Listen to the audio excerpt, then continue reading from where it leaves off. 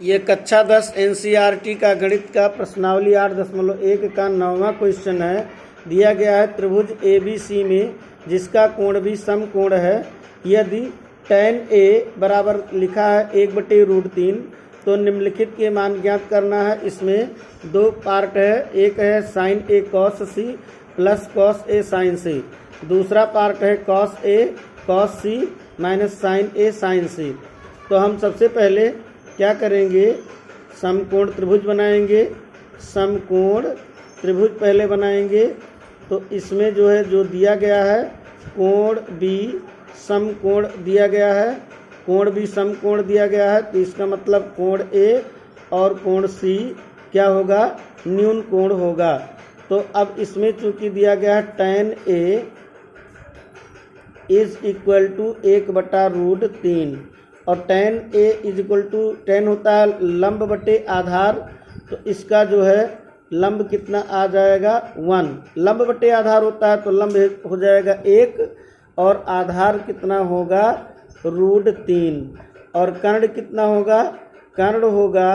Root में लंब का वर्ग यानी 1 का वर्ग यानी 1 प्लस √3 का वर्ग यानी कि 3, तो जोड़ा जाएगा ये 4, इसका वर्गमूल 2, तो कर्ण का मान 2 आ जाएगा। अब इसमें जो है हमको sin A cos C cos A sin C यानी कि दोनों कोण A के लिए और कोण B के लिए, कोण C के लिए, दोनों के लिए हम देखते हैं। कोण A के लिए जो सम्मुख भुजा होगी वो लंब मानी जाएगी, तो कोण A के लिए लंब, कोण A के सम्मुख भुजा BC, तो BC क्या है, इसमें BC लंब कोण A के लिए BC का मान, इसमें कोण A के लिए मतलब निकाला गया तो कोण A के लिए लंब कितना हो जाएगा 1, यानी कि ये कोण A के लिए लंब ये बन जाएगा, मतलब लंब 1 बन जाएगा कोण A के लिए, और आधार क्या बनेगा √3, आधार बनेगा √3 और कर्ण कितना आया है 2, तो यानी कि कोण A के लिए मान दिया गया था, इससे ये तीनों भुजाएं हमने निकाल लिया। अब कोण A के लिए जो लंब होगा वो 1 होगा और आधार कितना है √3 और कर्ण जो होगा वो 2 सेंटीमीटर होगा। और कोण C के लिए सम्मुख भुजा इसकी लंब यानी कि C के सामने भुजा लंब बनेगा तब √3, लंब हो जाएगा √3 और तब आधार बन जाएगा 1 और कर्ण कितना बनेगा 2। तो पहला पार्ट जो हमको ज्ञात करना है, पहला में sin A cos C plus cos A sin C, sin A cos C plus cos A sin C, तो sin कोण A के लिए लंब बटे कर्ण, साइन बराबर होता है लंब बटे कर्ण, तो कोण A के लिए लंब 1 और कर्ण 2, तो इसका मान आ जाएगा 1/2 गुणे cos C, cos होता है आधार बटे कर्ण, तो C के लिए आधार कितना 1 और कर्ण कितना 2 है, कर्ण 2 है, प्लस cos A, cos होता है आधार बटे कर्ण, तो कोण A के लिए आधार कितना बनेगा, कोण A के लिए आधार √3, तो √3 और बटे 2 और गुणे sin C, यानी C के लिए sin बराबर लंब बटे कर्ण होता है, तो C के लिए लंब कितना है √3, तो √3 बटे कर्ण कितना 2, तो अब इज इक्वल टू 1 कन्ने 1 2 दूनी 4 यानी 1/4 प्लस √3 का गुणा 3 बटे 2 दूनी 4, तो ये आ जाएगा 3 और 1 कितना 4/4, ये कट करके 1 आ गया, यानी कि पहला पार्ट जो निकालना था sin A cos C plus cos A sin C, इसकी वैल्यू कितनी आ गई 1। अब दूसरा पार्ट है, दूसरे पार्ट में इसका मान है क्या निकालना है, cos A cos C minus sin A sin C, तो अब दूसरे पार्ट में है cos A cos C minus sin A sin C, यानी कि cos A cos C minus sin A sin C,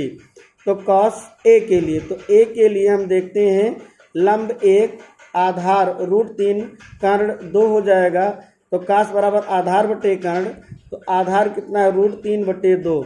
यानी कि कॉस ए का मान √3/2। और कॉस सी यानी कॉस बराबर आधार बटे कर्ण, लेकिन सी के लिए आधार क्या बनेगा 1,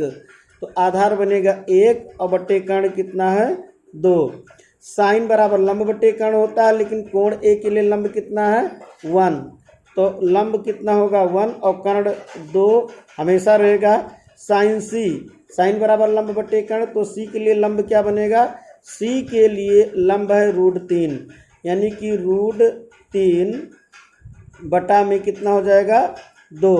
तो अब यानी कि ये √3 कन्ने √3/2 दूनी 4, तो ये हो जाएगा √3/4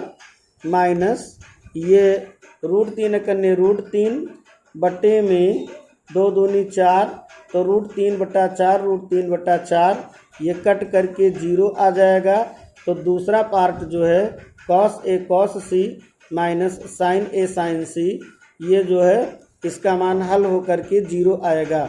तो जो प्रश्न में दिया गया है त्रिभुज ABC में जिसका कोण भी समकोण है, तो एक हमने त्रिभुज बनाया, कोण भी समकोण लिख दिया। फिर यदि tan A मतलब कोण A के लिए मान दिया गया है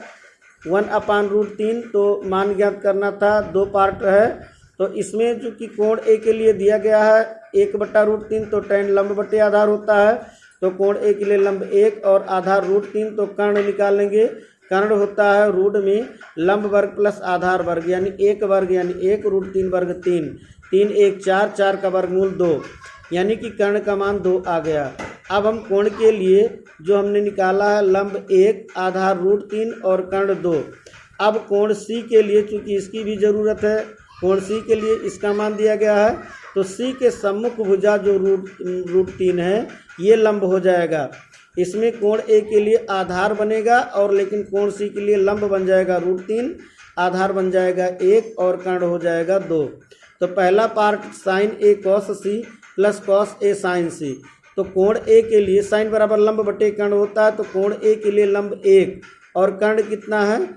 कर्ण इसमें 2, तो 1/2। कॉस बराबर आधार बटे कर्ण, लेकिन सी के लिए आधार कितना 1 और कर्ण 2, तो 1/2। इस तरह सब मान रख करके जब सरल करेंगे तो 1 आएगा और दूसरे पार्ट का जो उत्तर आएगा वो 0 आएगा।